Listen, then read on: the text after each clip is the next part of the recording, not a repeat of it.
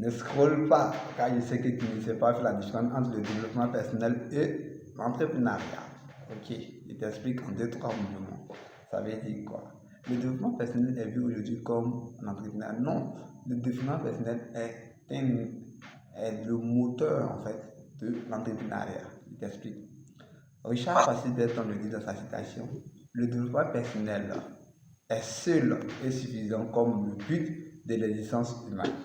Tu comprends? Le développement personnel est seul et suffisant comme le but de l'existence humaine. C'est-à-dire quoi? Le développement personnel est l'essence de la vie.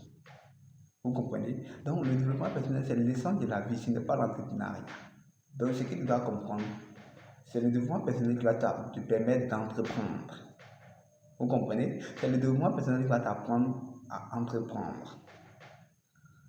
C'est grâce au développement personnel que tu vas forger ton estime de soi, tu vas te surpasser, tu vas t'exercer, tu vas lire, tu vas faire tout ce que tu penses qui va t'amener à la réussite. Donc, le développement personnel est d'abord une quête spirituelle, c'est-à-dire, ça veut dire quoi? Un travail sur soi. Oui, un travail sur soi. Vous comprenez? Quand je vous dis, vous comprenez, ça veut dire un travail sur soi. Donc, le travail sur soi, d'abord, le travail sur soi va commencer comment? Vous devez connaître vos défauts et vos qualités. Mais ce n'est pas facile, car ce n'est pas facile de connaître ses défauts et ses qualités.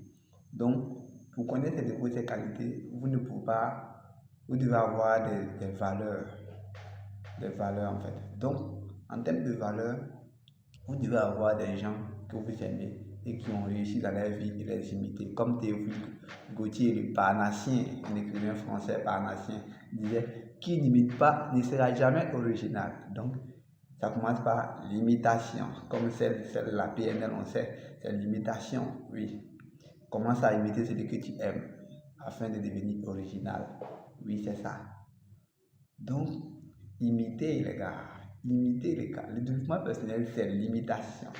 Oui, comme tu es un bon chrétien, va imiter Jésus-Christ comme son leader, comme son maître, comme son Dieu, comme on entend souvent. Le musulman va imiter Mahomet comme son prophète préféré, comme son maître, comme son guide. Donc c'est ça. Et atteindre la perfection. Et je vous le dis, la perfection, ce n'est pas de ne pas avoir des défauts. Non, la perfection, c'est quoi? La perfection, c'est lorsque on n'a rien à enlever, mais on a quelque chose à ajouter aussi. Donc, vous savez pas. Donc, c'est lorsqu'on n'a pas quelque chose à enlever dans ce qu'on fait, mais on a quelque chose à ajouter. Vous comprenez? Donc, c'est de rester toujours focus sur ses objectifs. Donc, le développement personnel n'est pas l'entrepreneuriat, mais c'est de prendre soin de lui-même, de soi-même, la compréhension de soi, l'étude de soi, afin d'amener ses projets à bien. Donc, je vous remercie. À la prochaine.